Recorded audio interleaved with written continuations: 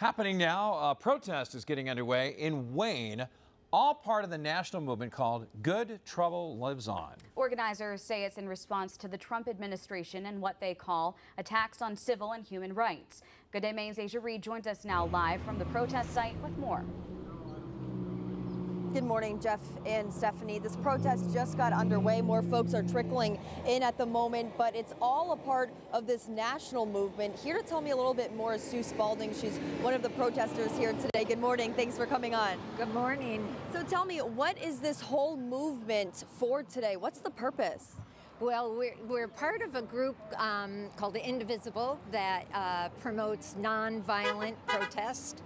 And we're doing it today in honor of John Lewis, who encouraged us to get into good trouble in order to protest to make our concerns known. We're very concerned about our democracy, about the fact that the executive branch is doing things without Congress's approval. We're concerned about immigrants. There's all sorts of people with all sorts of concerns, and we just want to be heard and encourage others that might have concerns to get out and speak as well. How important is it to have a protest that is peaceful and nonviolent, that has been repeated multiple times throughout today? Why is something like that so important?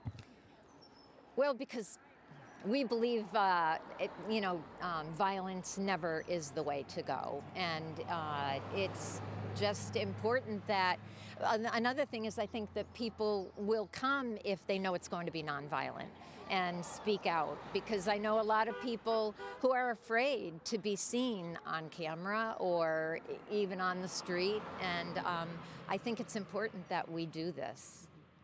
Sue, thank you so much for your time today. Thank you. All right, guys, we'll be sticking around. This protest gets underway for the next hour, so we will be giving you guys live coverage of that. We're live in Wayne for Good Day Maine. Asia Reed, back to you.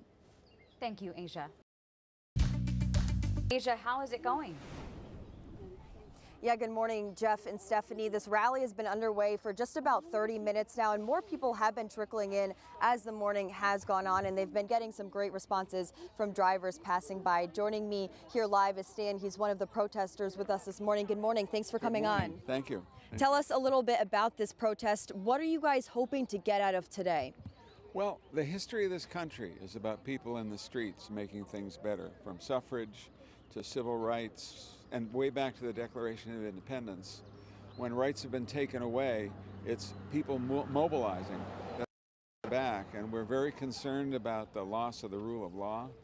We're very concerned about the Supreme Court not standing up to the administration, about giving the administration more powers than the Constitution gave. We're concerned about the pulling back aid and food being destroyed.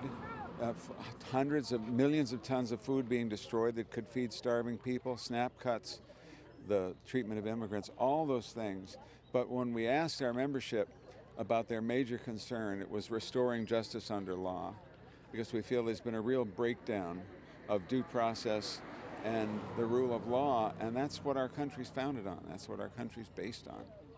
So we're here to protect the Constitution as much as anything.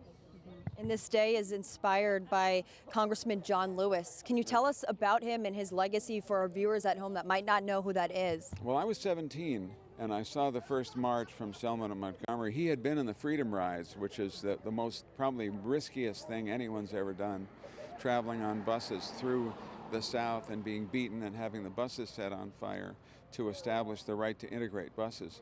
And then he, as a young person, was the lead person in the first march Montgomery for voting rights.